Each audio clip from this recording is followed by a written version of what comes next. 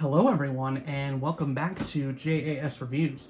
My name is James, and on this channel I do reviews of both music and movies, along with the occasional commentary piece, so if any of that sounds interesting to you, then I'd appreciate it if you left this video a like, and subscribe to my channel to see more content like that.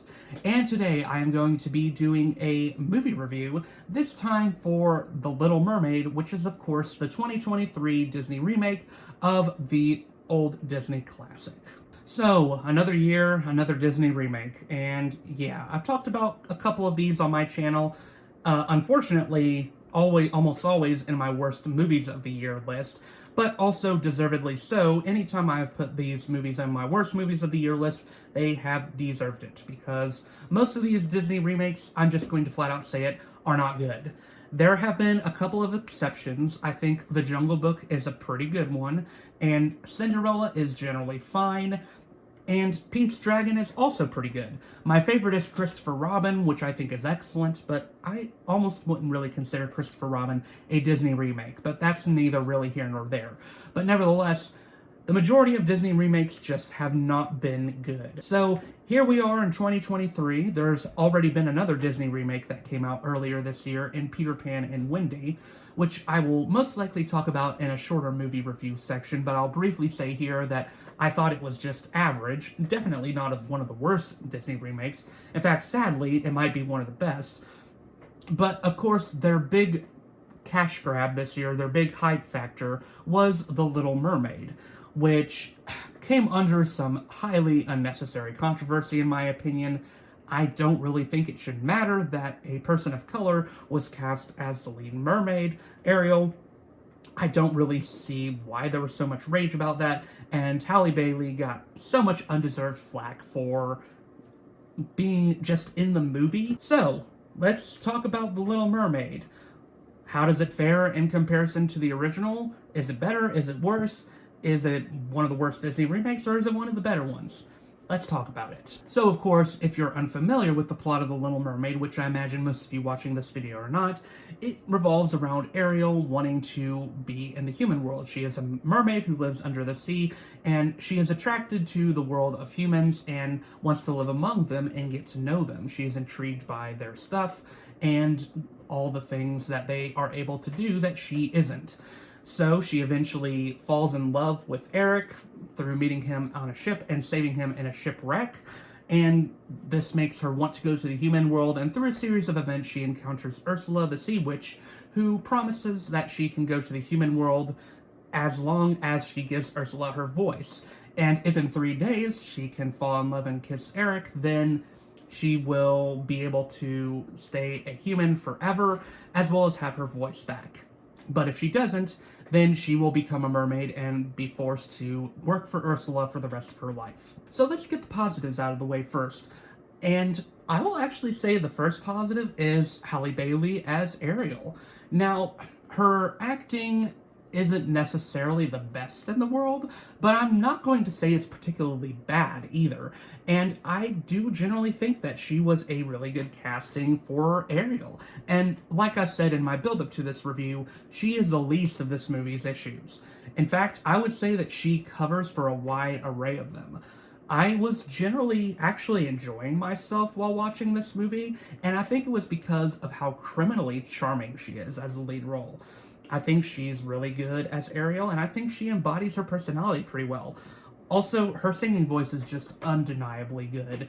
In fact, this might be the one place where this movie beats out the original. While I like Ariel's voice in the original, of course, it's great. Halle Bailey really sells the emotion in especially Part of Your World in this movie. Her voice and the way she sings it, it just feels really invigorating and powerful. And I was super impressed. Melissa McCarthy is also generally fine as Ursula, and generally an interesting thing about this movie is that when the characters are singing here, they're actually a lot more interesting than when they're not, which almost made me want to see this movie as a full-on musical with not much talking, which I know would have been an ambitious move that Disney would have never pulled, but that is the case a lot of the times. When the characters are singing, they're far more interesting, and that is the case for Ursula too. There are parts where I feel like Melissa McCarthy could go way more over the top, and she's definitely not as interesting as the original Ursula. But at the same time, I did generally like her, and I generally thought she did well, and she was a fun villain.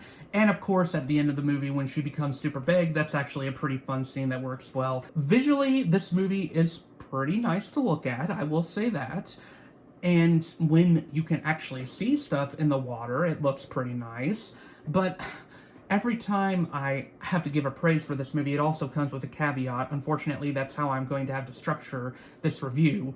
But a lot of times when this movie is dark, you can barely see what's going on, which is really bothersome. I don't know why they do that to all these Disney remakes when the originals are so colorful and vibrant, and even the dark scenes just have this distinct artistry to them to where you can see all the details.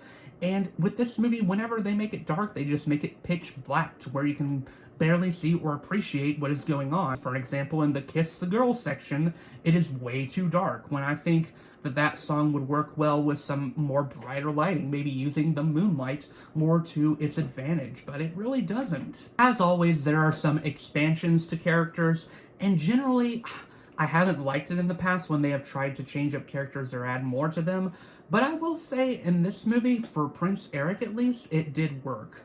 I generally think Prince Eric is one of the least interesting princes in the original run of Disney movies, and he accounts for just not being a super interesting one to follow along with. But in this one, I think he's actually a pretty intriguing character. But at the same time, like with everything, this comes with its critiques.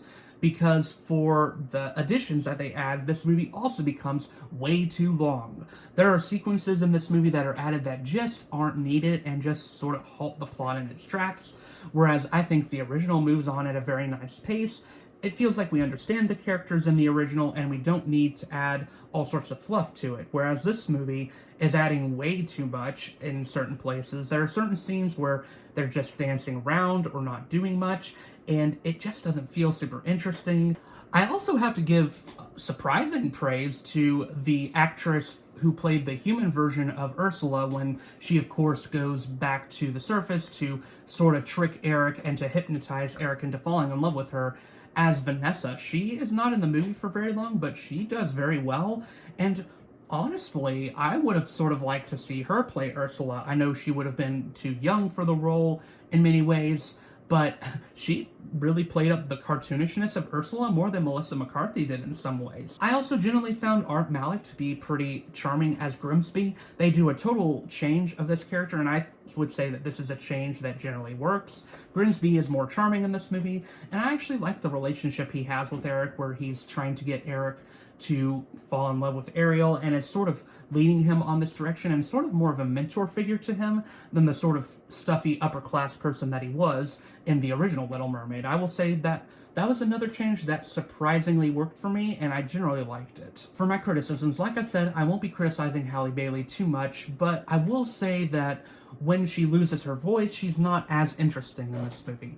And now, in the original, I think they did a great job when Ariel lost her voice. She still stayed an interesting character and very expressive, and I think it was because of the 2D animation that they were able to keep her interesting. They were able to make her very expressive, and you were able to tell exactly what she feels. Now, they try to cover that up in this live-action remake by having Halle have an internal dialogue where she's singing to herself in certain scenes. And I don't know, I sort of feel like this breaks the rules of Ursula's spell, in my opinion. At the same time, I see what they were going for, and I understand why they wanted to have Halle singing more. She is a great singer, so it doesn't surprise me that they wanted to do more songs with her, but it just doesn't work conceptually as much as I wish it would. And there are a couple scenes where I think if they had taken the singing out of her entirely, they could have been more interesting with just letting her react to the situation herself. I think that the animal actors, and sadly most of the actors that are under the sea, are not great. And the big problem starts right away with Javier Bardem as King Triton. I really like this guy as an actor, but lately he's been making some acting choices that just aren't that great, and this is another one. I feel like his King Triton is just super uninteresting, whereas King Triton is such an intriguing character in the original, with you sort of understanding why he's so protective of his daughter, but you also see how he is being excessively protective, and that scene where he destroys her stuff is just so haunting and really sends the emotions up in that scene. Whereas in this one, the destruction feels unwarranted because his emotions don't really reflect how angry he's supposed to be. Jacob Tremblay is fine as Flounder, but this leads to another problem with the Under the Sea characters. Most of them still look uncanny valley, with being real-looking animals. Now, it isn't as bad as The Lion King, I don't think. It looks like the animals at least have some emotion in certain scenes, but there are many places where they still just don't look great, and they just look eerie and uncanny valley, like I said. And Flounder is probably the worst of them. He's supposed to be a kid fish, but he just looks sort of ugly, in my opinion, and is one of the worst animated here. This also goes for Sebastian, who is a character that you see a lot of, but you can't really tell the emotions he has because he looks like a real crab. Daveed Diggs is another actor that I like, but his portrayal of Sebastian is just not my thing. It feels like he's checked out here, and his accent is not super convincing, whereas in the original, I have to compare this to the original. I'm sorry that I keep on saying the original, but, you know, it serves comparing. But in the original, his voice was just super expressive and fun, and that is what makes a song like Under the Sea ring totally hollow, whereas Under the Sea, in my opinion, is one of the more iconic songs from the original classic Disney cartoons. It should be the song that they dedicate the most time to, but here it feels like an afterthought in many ways. And the song is probably my least favorite sequence in the movie, sadly, because the original is so creative. They have so much fun stuff going on with even the rest of the fish. The only way the creatures participate in this remake is by dancing a little bit, and that's about it. They don't even have the creatures sing. They only have Sebastian and Ariel sing, which makes the song just feel boring and lifeless. Also, it doesn't conceptually make sense for Ariel to sing this song because she is at this point disagreeing with Sebastian and would not want to live under the sea. And then there's Awkwafina as Scuttle, probably the worst performance here. Now, I know a lot of people have been pretty harsh to Awkwafina, and it seems a lot of people don't like her much. I'll admit, I haven't seen her in too many movies beyond The Farewell, so I don't know how her performances fare in most movies, but here, she is not great, and she does not fit this Pelican character at all. Her performance is pretty terrible, and her voice comes across as annoying. And also, she, along with Sebastian, are part of one of the other worst moments of this movie. In fact, this one might ring, realistically, even worse than Under the Sea, but at least this one made me feel something, in that I was feeling cringe, and that was the added song, which is written very obviously by Lin-Manuel Miranda, because it is rapped, and it just does not fit this movie at all. It is so obvious that it shouldn't fit. But overall, all the elements of The Little Mermaid add up to a movie that I would say is sort of average, like Peter Pan and Wendy from earlier this year. It is a little better than Peter Pan and Wendy, like I said, but once again, a movie being average is sort of a plus for these Disney remakes, because when we get bad out of these remakes, it's painfully bad, and often painfully boring or painfully confusing, like in Beauty and the Beast.